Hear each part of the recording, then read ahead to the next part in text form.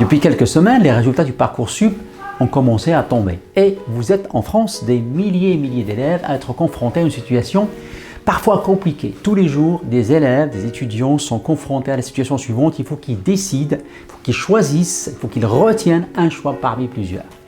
Et ça, c'est compliqué. Pour l'avoir vécu, moi, pour le vivre tous les ans auprès de mes étudiants, où je dois les accompagner parce qu'ils sont face à une situation où ils ont du mal à se positionner. Et oui, André Gide dit que choisir, c'est renoncer. Mais renoncer, ce n'est pas du tout facile. Dans cette vidéo, je te propose une méthode justement qui t'aidera à répondre à cette question de décision. C'est une méthode qui est basée sur 3 principes très simples et très faciles à mettre en application. Premier principe, tu pèses les pour et les contre. Imaginons par exemple qu'un étudiant habite à Bordeaux et que cet étudiant ou étudiante a été accepté dans 2 prépas. Une prépa à Bordeaux et une prépa à Paris.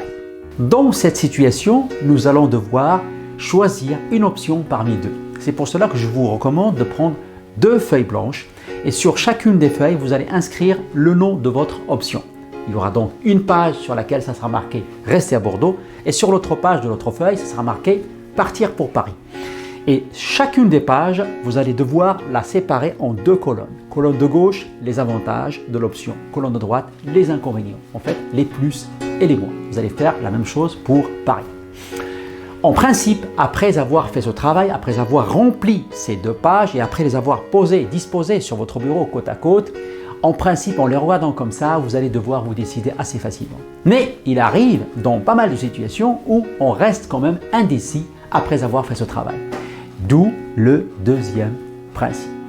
Dans cette 2e phase, nous allons cette fois-ci aller plus loin qu'avant. On va analyser de près, on va en fait évaluer chaque critère, on va quantifier, on va résoudre le problème de manière rationnelle cette fois-ci. Et pour cela, on va se baser sur une méthode qui s'appelle WADM. Weighted Average Decision Matrix. Matrice de décision à critères pondérés. Je vous propose de construire la matrice de décision en revenant à l'exemple précédent, celui de prépa à Bordeaux ou à Paris.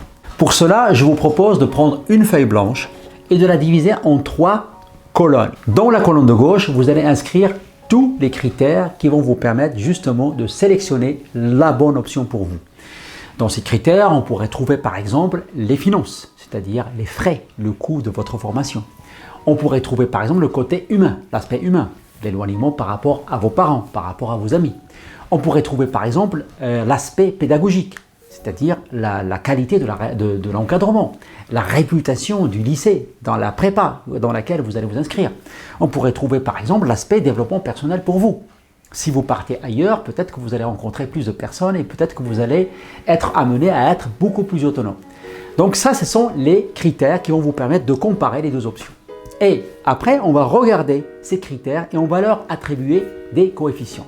Les coefficients, ça sera important, on va mettre 1, très important, on mettra 2, et vraiment primordial, comme par exemple le fait si vraiment rester avec nos parents c'est vraiment important, et bien à ce moment-là, on mettra coefficient 3. Ensuite, nous allons noter de 1 à 10, 1 étant la note la plus basse et 10 la plus élevée, chacun des critères et pour chacune des options.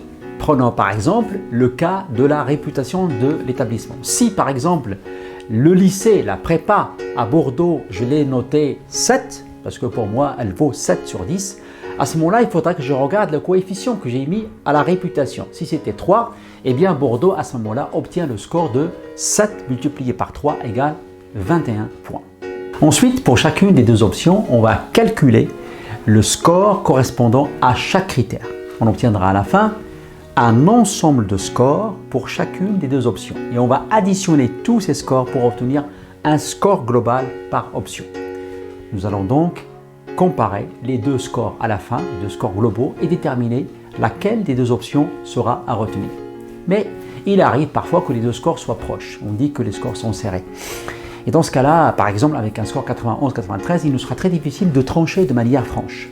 C'est là qu'on aura besoin d'aller plus loin et de faire appel au 3e principe.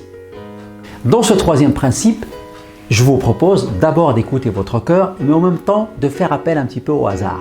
Et oui, on va jouer à pile ou face. Nous allons donc jouer. On va dire par exemple que Paris c'est pile et que Bordeaux, c'est face. Et donc on lance notre pièce, hop, et là, j'ai pile. Pile, ça veut dire que c'est Paris qui a gagné. Si au moment où je vois pile, je suis content. À ce moment-là, il faut aller à Paris.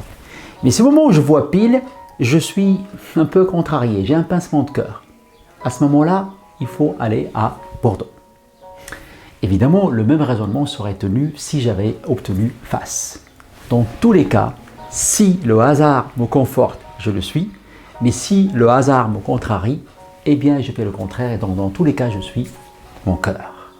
En conclusion, à chaque fois que vous aurez à vous décider et à trancher entre deux ou plusieurs options, il va falloir faire 3 choses. 1. Peser le pour et le contre. 2. Analyser en dressant la matrice des décisions. Et 3. C'est-à-dire en dernier lieu, suivre votre intuition. C'est-à-dire écouter votre cœur. Nous arrivons maintenant à la fin de cette vidéo. Si vous l'avez appréciée, merci de la liker, partager, commenter et de vous abonner aussi à notre chaîne. Quant à moi, je vous donne rendez-vous à une très prochaine vidéo et je vous dis à très vite.